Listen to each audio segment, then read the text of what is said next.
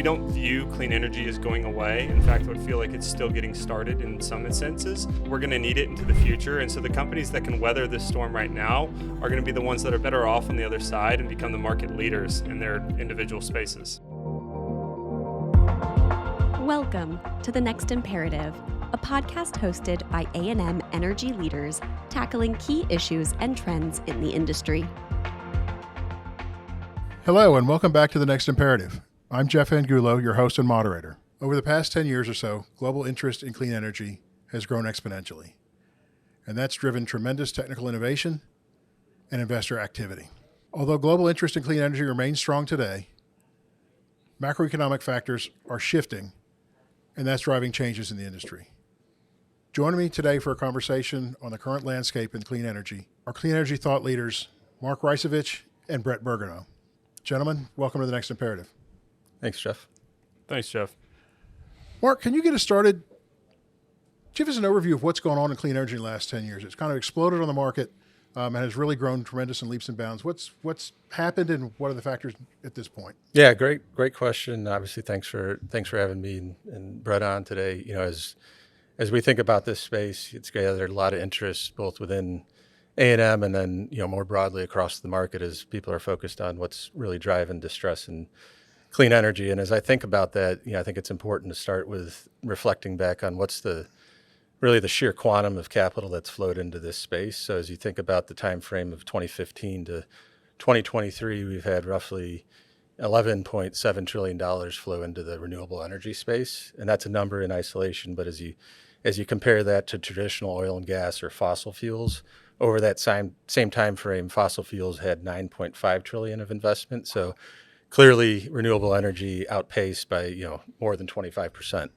And as those dollars were chasing deals in the renewable energy space, it really drove down the targeted hurdle rates or return expectations for a lot of the projects in the renewable energy space. So, again, using as a comparable traditional oil and gas or fossil fuels. In that space, traditionally 30% on average has been the targeted hurdle rate for investment in the oil and gas space.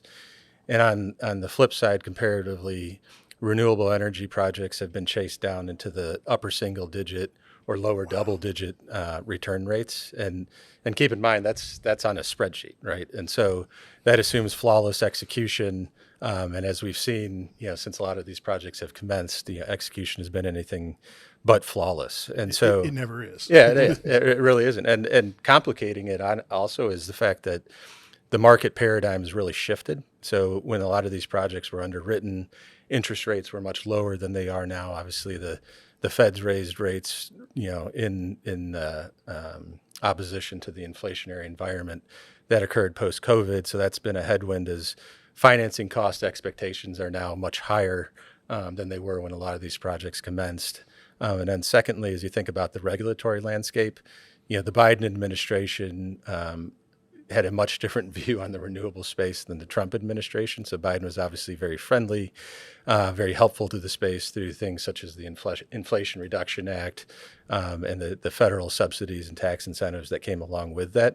Now you have the Trump administration, which is taking a much more antagonistic view towards this space and putting a lot more pressure on it from a regulatory environment. And then lastly, we talked about the capital that's flowed into this space. Well, in the last several months, we've really seen a tightening of that capital spigot. And what that's caused is for a lot of these companies, they've now had to pivot from an era of rapid growth, almost at all costs, to now focusing on what are the projects that we have under development, what are the projects that are in the near-term pipeline, and how do we come at this more with a sense of cost discipline. Makes sense. Brett, I think it'd be helpful for the audience if you could give us a definition of what we're including when we say clean energy. Yeah, the way we think about clean energy is you've got wind, solar, hydro, as well as geothermal. On the renewable fuel side, you have renewable diesel as well as biomass. And under renewable diesel, you've got all the other biofuels as well. And then the other technologies include things like battery storage, everything around EV charging and its infrastructure. So EVs, EV charging. You've also got blue and green hydrogen, And the one other thing I would say is you've got carbon capture and storage.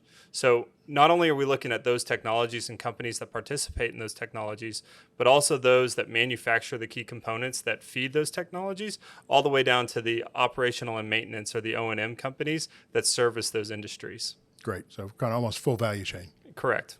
Fantastic. We mentioned recent macroeconomic shifts are driving changes in the industry. What are some of the challenges you're seeing your clean energy clients facing? Mark, maybe you can start off with a talk about financial pressures. Yeah, no, that's a good place to start. So I mentioned the interest environment has shifted. So obviously the financing costs are much higher now than they previously were, but also there's been a shift in the mindset of some of the traditional lenders in this space. So the space is a little unique compared to others in that you have got warehouse lenders and tax equity partners that fund construction of a lot of these projects in the renewable energy space. And that funding typically occurred at the earlier stages of construction, but we've now seen a mindset shift with a lot of the warehouse and tax equity lenders where they're de-risking some of their investments and shifting to focusing more on investment at the latter stages of construction. And what that's really caused is a working capital need now that's sprung on the developers unexpectedly. And so that's really put a lot of pressure on liquidity for a lot of these developers. And then as we talked about, operationally, the initial expectations on things such as development costs and even maintenance costs have really shifted in that, I'll just pick on maintenance for a second. As these projects mature and develop, the ongoing maintenance costs are really departing from what was initially expected in the spreadsheet. And again, another headwind for this industry that's compressing margins. But there's a myriad of operational issues and challenges that the companies are encountering. And Brett, that may be something that you can touch on. Yeah, I like the phrase that Mark coined earlier, the flawless execution. What we've seen is that these cost structures are exceeding the spreadsheet-based flawless execution. And a big piece of that is, the first one I would say is there's immature processes and systems at these organizations. They're very spreadsheet-based, which requires a lot of people. And so you've got a higher than expected people cost as it relates to the organization. So it's not inflationary pressures, it's actual people doing the work. Correct. That's one piece of it. You have uneconomic contracts. So think about not only the offtake agreements, but the EPC agreements. You have uneconomic O&M ones like Mark just mentioned a second ago. A lot of these organizations were told to grow into profitability. And under the flawless execution, they certainly were making money or marginally making money. But now, in some of the headwinds that we've already described, these contracts are underwater. And they're just not working. The other thing we would say is the higher than expected O&M, which we've talked about. I'd say that finally the key equipment has been delayed as well. And so things like solar panels, blades, transformers, it's been far more difficult to get them and have visibility beyond your tier one suppliers.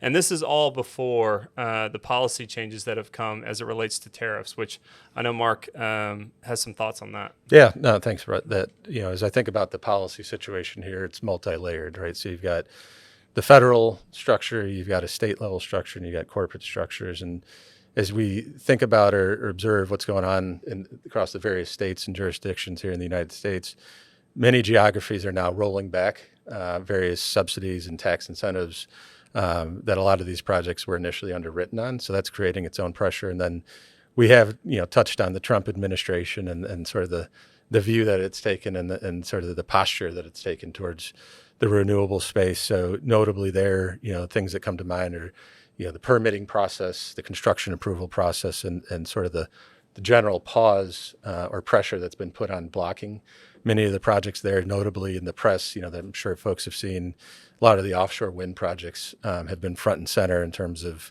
very publicly, receiving halt work orders. And so, remains to be seen, what additional pressures come out. Obviously, there's legislation that's under consideration right now with the big, beautiful bill, the one big, beautiful bill. And so, I know tax incentives and subsidies are being thought of as part of that bill. And so it remains to be seen what incremental pressures may arise on the other end of that. And then separately, if you think about the Department of Energy, again, to compare and contrast administrations, the Biden administration over the last 12 to 14 months of that administration issued roughly $50 billion of loan commitments and guarantees to companies in the renewable energy space. And now that the Trump administration has taken over oversight of that agency, they're really taking a hard look and a fine-tooth comb to those agreements and looking for avenues to potentially pause or exit certain of those commitments. And so that's going to create its own issues and potential capital holes on the balance sheets for many of these companies. And so, when you think about all of that from a project underwriting perspective, the federal subsidies, the tax incentives, some of the DOE grants and commitments, that's really assaulting, one of the key pillars of underwriting for projects in this space. Just a giant snowball growing every time you turn. Brett, this situation reminds me of what the upstream oil and gas companies faced not that many years ago. And I know you and I worked through with a lot of those companies, helping them through it. What are the parallels you see? Yeah, I think you're right, Jeff. I think this is very similar to what oil and gas went through between 2015 and 2020. And like you said, we had a front row seat there. We restructured nearly $100 billion worth of debt, working alongside management teams to really come out on the other side a stronger, better organization across the multiple organizations that we worked with. I think there's a lot of lessons to be learned here. The number one thing to me is that, like oil and gas, those that take action quickly are the ones that can weather the storm, get through the other side, buckle down, and figure out a way to become the more profitable market-leading in the industry. We don't view clean energy as going away. In fact, I feel like it's still getting started in some instances. Yep. We're going to need it into the future. And so the companies that can weather this storm right now are going to be the ones that are better off on the other side and become the market leaders in their individual spaces. Face your problems, don't hide in the sand, get it going and get on top of it. That's exactly right. Great advice. Mark, what advice would you give a clean energy CEO or leadership team that's watching our podcast and trying to manage through these times? What are some kind of high-end advice or points you can make for them? Yeah, that's a great question. So I think where I'd turn to is really the dichotomy of what we've experienced with clients that have engaged what I'll call earlier in the distress cycle versus later. And so we've had the opportunity to work with folks on both ends of the spectrum. And really the key differentiator there is the degrees of freedom that exist with those that engage earlier in the process and hire advisors and engage with lenders to address some of the headwinds we've been talking about. One of the old adages is cash is king. And as we think about this space, that's becoming true again as much as ever. As you think about the time frame and timeline you've got to work out some of these issues, more and more companies are finding themselves, in situations where the liquidity runway isn't as long as they initially expected. And so that's really one of the things that A&M, historically has done a great job in working with companies is assessing the liquidity position, but almost more importantly, coming up with creative solutions to extend that liquidity runway and restore a little bit of degree of freedom to the companies that are evaluating their options and making sure that companies can keep control of the process as much as possible. Give them some breathing room so they can live to fight another day. Great. Brett, can you share some examples of issues you've been working on with your clean energy clients? What are they really focused on and how are we able to help? Yeah, I think the number one thing that Mark and I are getting engaged on are, one, come take a look at our cost structure. Two, come look at our liquidity. And then that feeds into the third piece, which is evaluate our business plan. And that assessment, that upfront assessment, can happen in a matter of weeks. We're not talking a month's type process, which, to Mark's point, gives these management teams the latitude and information that they need to make the strategic decisions. From there, we dive in more thoroughly and can help re-baseline a new business plan that is bankable and one that they can take to their lending group, as well as do a proper profitability analysis on the different aspects of the business and determine what should we keep investing into, what are areas where we just need to cut costs and they'll turn around, or what are things that we need to sideline for maybe a short period of time while we weather through the storm right now. So that's really the things that we're focused on and looking at as it relates to the client engagements that we've seen most recently. Fantastic. So there is light at the end of the tunnel and there's options to get ahead of the game. Yeah, absolutely. Great. Well, gentlemen, thank you very much for joining me on this robust conversation about clean energy and what the current market environment is. I think we've given us our audience a lot to think about and appreciate it. To our audience, thank you for joining us. We hope you've enjoyed this conversation and we look forward to seeing you on a future episode. Thank you. Thank you for listening. Make sure to subscribe to The Next Imperative so you never miss a new episode. Also, visit our website at alvarezandmarsal.com to learn more and to connect with us.